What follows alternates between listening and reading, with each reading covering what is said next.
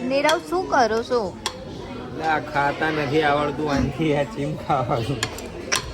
નમસ્કાર મિત્રો, હું છું આપનો દોસ્ત નીરવ વાઘેલા. બધાના જય માતાજી, જય મા ખોડિયાર. ને આજના નવા બ્લોગમાં બધાનું હૃદયના ભાવથી સ્વાગત કરું છું. મિત્રો આજે હું અને દિશા જઈએ છીએ જમવા માટે. દિશા કેમ છો? બસ મજામાં. દિશાએ નવો મેકઅપ લીધો ને તો રોજ મસ્ત તૈયાર થાય છે બધો. અરે રોજ એટલે હા સારી લાગે છે એમ. જો કે પહેલા સારી જ લાગતી હતી પણ મેકઅપમાં થોડી વધારે સારી. એવું છે કે ઘર તમે લઈ લો પણ પછી ફર્નિચર કરાવો ને પછી થોડું વધારે સારું લાગે. એટલે એવું બધું છે. અમારી સાથે કિટ્ટુ પણ છે. કિટ્ટુ કેમ છો? અને આજે અમે આવ્યા છીએ નિકોલમાં મેરિટોરિયસ હોટલમાં. મેરિટોરિયસ જ છે ને આ એવી કે હોટલ છે મારા પરમ સ્નેહી મિત્ર વિપુલભાઈની, જ્યાં સરસ મજાનું ગુજરાતી જમવાનું મળે છે, પંજાબી જમવાનું મળે છે, ચાઇનીઝ જમવાનું મળે છે. તો આજે અમે આવ્યા છીએ. તો આજના બ્લોગમાં ખૂબ જ મજા આવવાની છે. તો બના રહેજો બ્લોગના એન્ડ સુધી.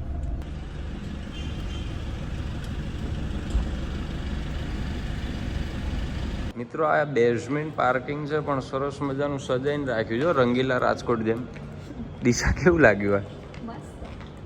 આ રાજકોટમાં પણ છે ને બધી દિવાલોમાં આવી પેન્ટિંગ કરીને રાખી છે.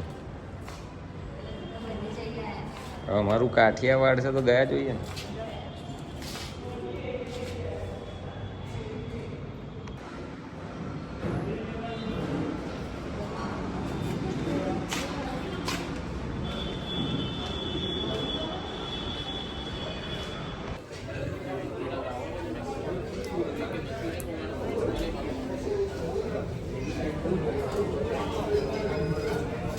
અત્યારે ઓર્ડર આપી દીધો છે ને આજે પણ દિશાએ મંચુરિયન જ મંગાવ્યું છે. દિશા આની પાછળનું કારણ શું એ તો કે?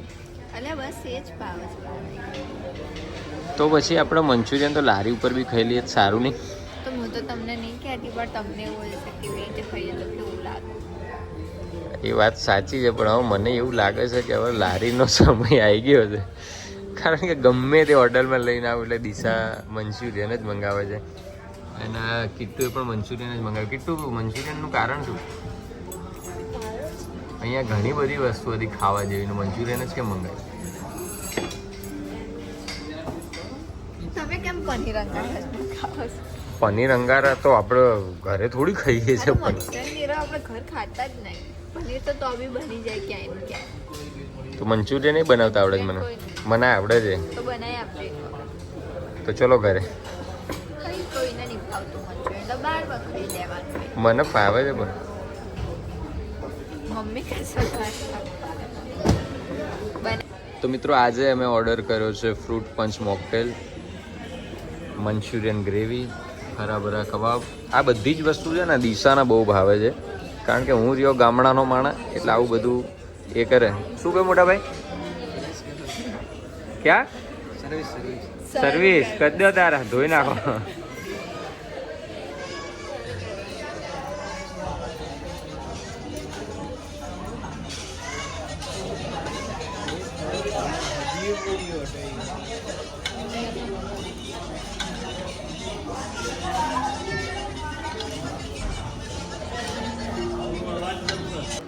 નીરવ શું કરો છો?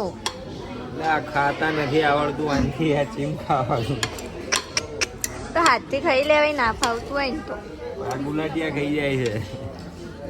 એનથી જ ના વ્યા તમે ઇજ્જત કરાવો એવું ના કરશો અહીંયા. હાથથી ખાઈ ના.